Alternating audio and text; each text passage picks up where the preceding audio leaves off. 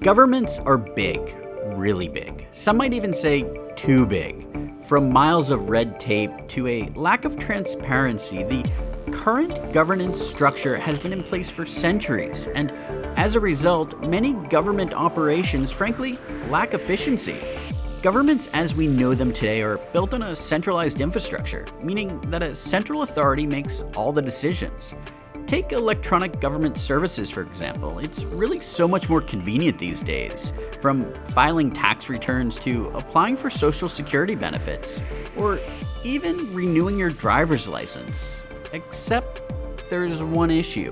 E-government services are hosted on centralized servers, which make for a single point of failure. This makes them vulnerable to manipulation and cyber threats, so all your personal information could be exposed. It's out there for the wide world, or more often than not, the dark web to see. But a blockchain could be just the technology block to your personal information. I'm Forkast Justin Solomon, and this is The Great Disruption. Ever hear of a DAO? Well, short for Decentralized Autonomous Organizations, DAOs exist in the virtual space and are secured by smart contracts on the blockchain. A DAO has no central authority to control it, meaning that there's no CEO, boss, president, or manager, and without a central leader, community members are the ones calling the shots. DAOs offer a path to a decentralized future that gives people a say in the most important governmental decisions of the group. Think of a DAO as an organization that enables people of different backgrounds, potentially in different locations, to work towards a common goal without having to know or trust one another. Some even call this the future of work and governance. Here's how it works. Each DAO member holds a number of governance tokens, which can be used to create proposals and vote on them. Each person's voting weight is equal to the number of tokens held. And for a proposal to pass, the majority of the community has to vote in favor of it. In the case of a government-level DAO, each citizen could be a national governance token holder, and governmental funds would be transparently placed in a community treasury, fortified by smart contracts.